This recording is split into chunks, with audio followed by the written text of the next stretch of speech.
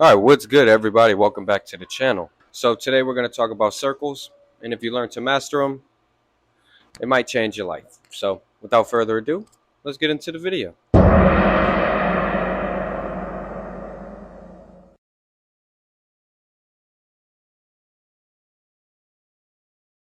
All right, so for the first point in our presentation, about 6 months ago, I wrote this on the wall. I didn't really know what I meant at the time, okay?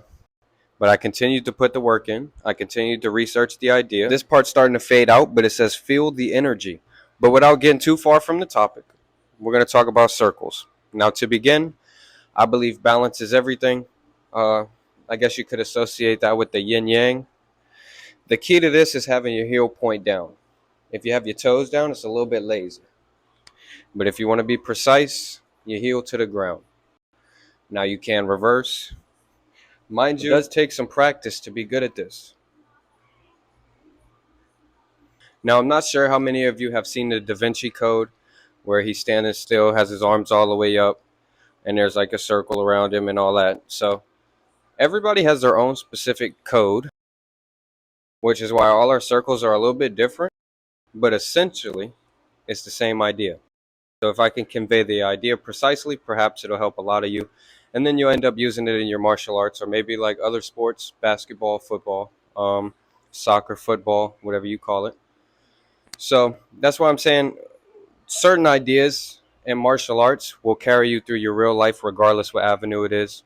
Again, I'm going to quote Bruce Lee. You know how I feel about him by now if you watch any of the other videos. He knew all the things he was learning in martial arts was helping him apply action in other avenues of his life, whether it be his discipline, his work ethic, his creativity. Like all of this bleeds into every avenue that you do, which I am a firm believer. How you do anything is how you do everything. You can hold your own opinions. I'm not trying to, I guess, force mine upon you, but I am going to throw certain ideas at you, and I guess you'll have to figure out how you feel about them. Like I said, today we're talking about circles, and it's not just your legs that participate in this, it's also your elbows, hence a speed bag. But to explain further, I guess you do need to understand that there are multiple sections, such as your elbow. Your wrist spins your hand, your elbow spins your wrist and your hand, and then your shoulder spins your elbow. Your knee spins your foot. Like the list goes on. But the more you start to master these and understand them and practice them, the more you realize like what activities it applies to. Just like football. 1 second. So you might ask yourself, how could something like this help you with martial arts? And realistically, it's all about balance and just remembering what philosophies are important to carry over. So let's say I get in my natural stance, my right foot back, left foot in the front. Of course, my left is my jab now. I do have three main philosophies: footwork, coordination, and rhythm that I feel are the most essential if you were to master any sport. And I will be working on something to convey that idea as well. But like I said, for today, we're talking about circles. And when you begin this, it may feel super cringe. I understand. Martial arts is one of those things where you express yourself, and how people view it and judge it may affect you. The quicker you get past that, the better you'll be. Fail faster. It seems to be a philosophy that I've enjoyed since I've heard it. I try to apply it to my life accordingly. And overall, if you do care about your martial arts and being the best you can be, I do feel like mastering your circles is likely where you should start. Like I said, heel down, standing on your right foot, or at least my right foot. Like it does take balance to be able to stay up and spin. And then also, the hips are open now. Like the same thing applies, but all your hips have to be strong, because doing that's coordination, but also it's strength through mobility. So like I said, a lot of these ideas I'm going to start making videos on. For a very long time, I've just been showing y'all that I'm putting the work in so I could build up like my street credit, my respect. And now y'all see I done did everything right in front of you. So like now is the time where I start to give back. uh, and by making this video, that does not mean that I think I know everything. It's just me sharing what I have learned because I put a lot of work into this. So if I could save some of you from like wasting your time in certain avenues, that's what I would like to do. So that's exercise number one. Exercise number two, I'm actually going to pick the mic up for real quick.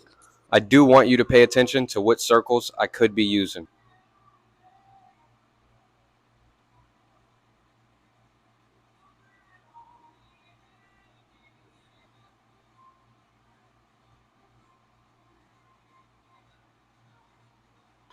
All right, so with that, I tried to synchronize a lot of the circles, which, like I said, it does take practice, it does take time. And then ultimately, from doing that, you end up getting to a place where you feel free. Then comes in having the strength and the conditioning to maintain that. So, of course, like I said from the beginning, when I'm doing these, I'm not always exactly in line, but it's finding the rhythm that you're supposed to attach to. And when you feel the mistake, you correct it as soon as possible. And from doing this over a long term horizon, you're going to end up understanding and maximizing your rhythm and your flow. And remember, this is not just boxing that I'm learning. For some people, it might just be boxing. I need to understand all the different aspects, all the different styles. And like Bruce Lee said again, a style is a crystallization. It like literally puts you in a box. If you're in a box, you're not going to explore and be creative. And that's the last thing I want to do. The whole process, I want it to be very creative. I want to literally be the paintbrush. I started drawing all over my gym, and now it's become a normal thing. I did share some of the pictures with y'all. I guess just let me know how you feel about that. But another thing that I do use for circles is a circle. This was from, it was the gymnastics things. It's like the ropes hanging from the top. It's two of them, and then it has two rings. I cut the strap off and started using just the ring. Again, I try things, so I'm not always certain if it's going to be a good idea when I begin it. But throughout testing it and researching it, I start to realize like, oh, this is helping me do this thing, so I'll keep it around. So with the circle, I'll show you a demonstration. So to begin, I use it somewhat like I use the nunchucks. This is to get my wrist loose, moving good, feeling good. Because remember, it's all about gaining access to your full body. That way you could truly float in it. And I know that might sound crazy or funny, but try to stick with me, okay? And remember, every exercise that you do is not for the same exact thing.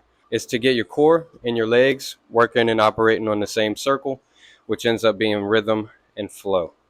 So I know this might sound a little bit complex if you're kind of new to something like this, but that's why I said I'm going to start making more videos to where I give an explanation. You start to sit with it, understand it. If you don't understand it, you could always ask questions in the comments, bro. So this is where my creativity comes from, and this is why I end up with shit like this.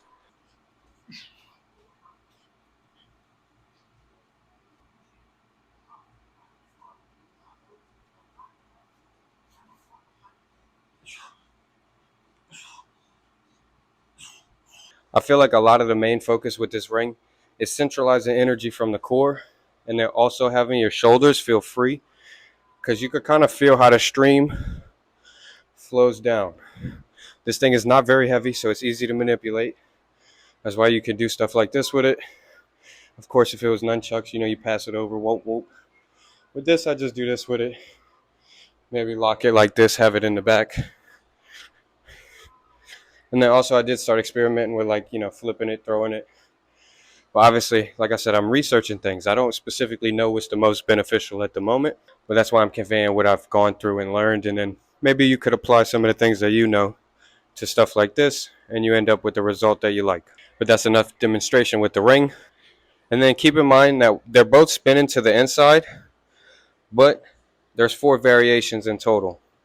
You just have to remember stance, and I'm not trying to complicate it too much, but you do have to remember stance, which foot is in the front. But the idea of the circles is across the board, so make sure you're learning it in a way where you don't leave gaps. You don't want to just do your right leg and never do your left, because this doing your right leg now makes it where having your right foot in front feels normal. You would want to be able to use this for your question mark kicks, or to use this side. And like I said, I'm not perfect. My balance is not perfect, but this is what we're practicing and working on. So when you really need it, is there. Also, I will leave you with the last one. I like to vibe out to music, kind of sit in a crane stance, sway with it, listen to the music. Obviously, the better that you get at being light with it, raise your leg. It kind of starts to feel like a snake. And then from the legs, you could see how you could attach your hands to it. So everything starts with the feet, the footwork. and then you work your coordination and your rhythm. Like I said, I will be working on a video with that philosophy, and then ultimately it just comes down to putting the work in. But that is it for this video. If you did enjoy, be sure to leave a like, comment, subscribe if you're new. If you do have any questions, feel free to leave them down there. I am trying to grow a community of people who are actually trying to change their lives and better it. And the more people you hang around with like this, the sharper you get. So ultimately, my goal is to find people who kind of think similar to me, and then also to find people who challenge my ideas and not just accept what I'm saying. Because ultimately, this is about growth. This is about understanding and awareness and consciousness and, subconscious, all these different ideas. But we're merging it into one so we can express ourselves and be free in movement. So I will catch y'all in the next video. Peace.